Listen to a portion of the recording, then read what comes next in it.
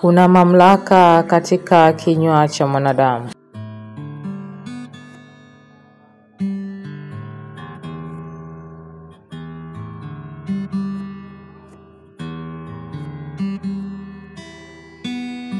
Kila siku katika siku 7 tangu siku inapoanza, una uwezo wa kuumba uzima kwa kinywa chako na kuweka kila kitu kwenye nafasi yake.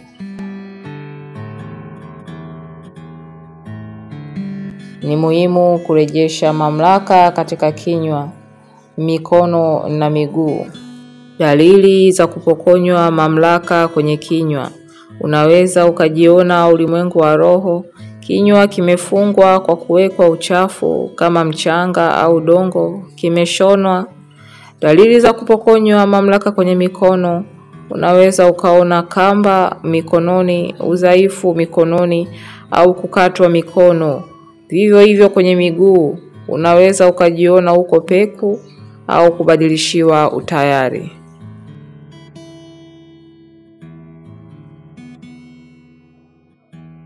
Unapofanyika kuwa mwana wa Mungu aliye hai, unakuwa na mamlaka juu ya majeshi yote katika ufalme wa nuru.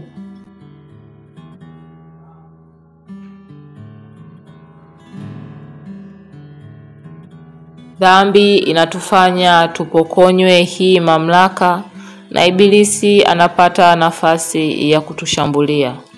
Siku zote ambazo tupo hapa duniani ni siku za uumbaji, inategemea kwa kinywa chako unaumba nini.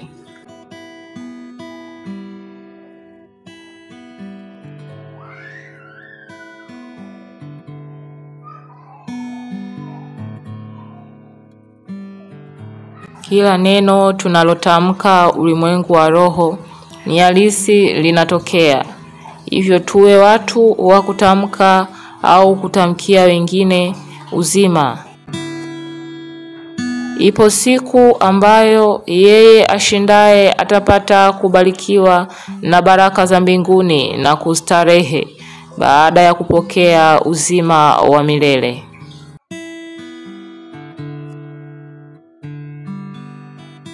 Ikawa jioni.